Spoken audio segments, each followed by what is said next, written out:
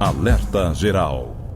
São 7h33, ainda sobre a votação hoje do decreto do governo do estado que estende por mais 6 meses a situação de calamidade pública no Ceará. O Carlos Alberto chega com mais informações. A Assembleia Legislativa realiza nesta quinta-feira, a partir das 9 horas, sessão ordinária de forma virtual e presencial para votar o decreto que amplia por mais 6 meses o estado de calamidade pública no Ceará.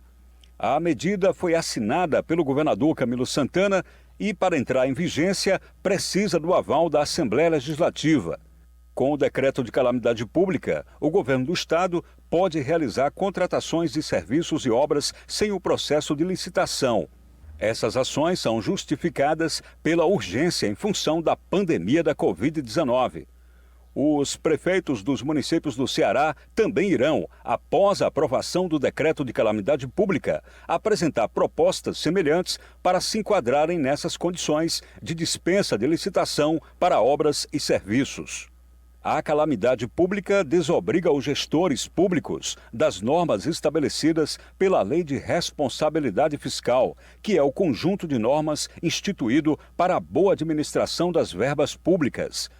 Há expectativa que, na sessão dessa quinta-feira, a mesa diretora da Assembleia Legislativa inclua a leitura de outras mensagens do governo do estado, como medidas voltadas a beneficiar setores da economia atingidos pela nova onda da Covid-19 no interior e na Grande Fortaleza.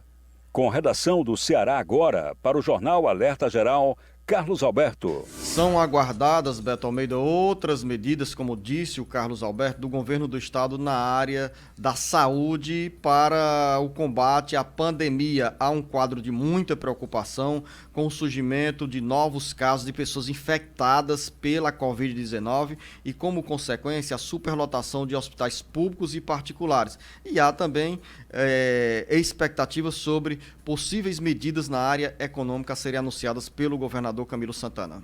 Exatamente. Olha só, Luciano, essas medidas econômicas, todas voltadas, inclusive, para estimular alguns setores da economia atingidos pela pandemia e por conta de decretos que restringem suas atividades, seus funcionamentos, como é o caso aqui, por exemplo, do comércio, como é o caso dos setores de evento, como é o caso, por exemplo, dos setores de bares e restaurantes, porque a reclamação deles, embora seja compreensível toda a tomada de decisão do governo do estado em relação às restrições, mas eles reclamam constantemente dos prejuízos que já vêm sofrendo sem que haja contrapartidas e tal.